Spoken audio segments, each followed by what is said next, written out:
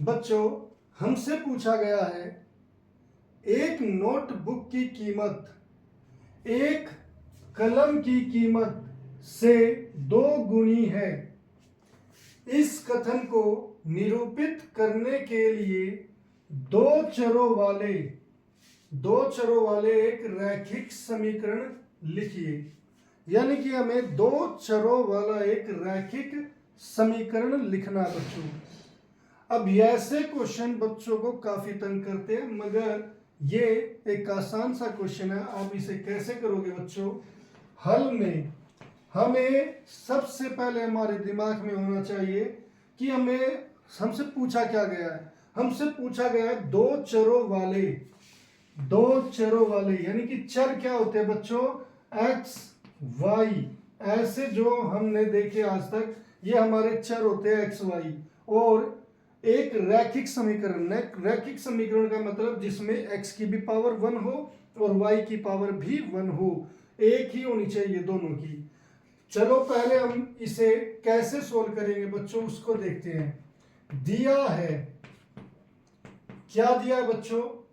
कि एक नोटबुक की कीमत एक कलम की कीमत से 2 गुनी है। तो बच्चों इसे दिया ऐसे नहीं, पहले मान लेते हैं। क्या आपको नोटबुक की कीमत पता है? मुझे नहीं पता, इसलिए हम क्या लिखेंगे? माना एक नोटबुक की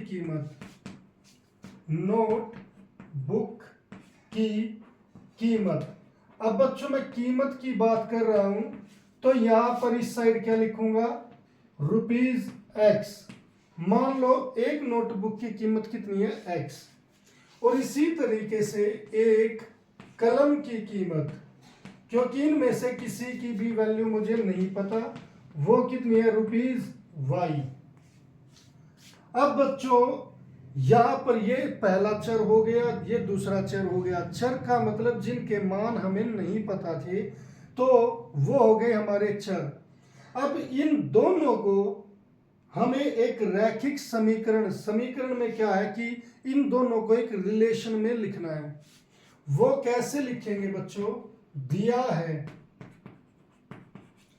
एक नोटबुक की, देखिए मैं बिल्कुल पूरी लाइन ऐसे की ऐसे उतार दूंगा और उसके बाद आपको समझाऊंगा कि कैसे लिखना है। एक नोटबुक की कीमत कलम की कीमत से दुगनी है। कलम की कीमत से 2 गुनी है।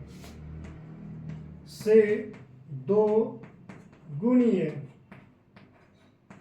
2 गुनी होने का मतलब बच्चों अब देखिए, यहां पर एक नोटबुक की कीमत कितनी ली है?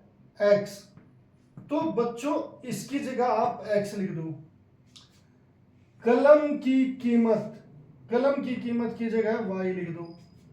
से 2 गुनी है। से 2 गुनी है का मतलब यहां पर, अब वो किसकी बात कर रहे हैं? एक नोटबुक की कीमत, यानी कि ये कीमत है किसके बराबर? नोटबुक की, वो कलम की कीमत के 2 गुनी। यानी कि एक नोटबुक की कीमत कितनी है?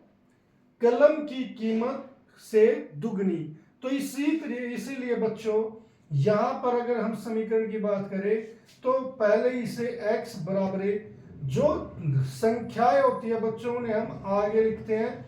ये आ गई x बराबर 2y, ये भी इसका आंसर हो जाएगा।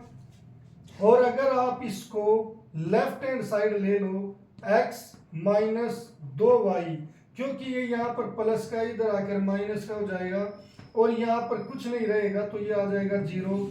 इसका आंसर ये भी होगा। तो ये दोनों इसके आंसर है, पहला भी दूसरा भी। आपको इस तरीके से पता भी होना चाहिए कि हम ऐसे भी लिख सकते हैं।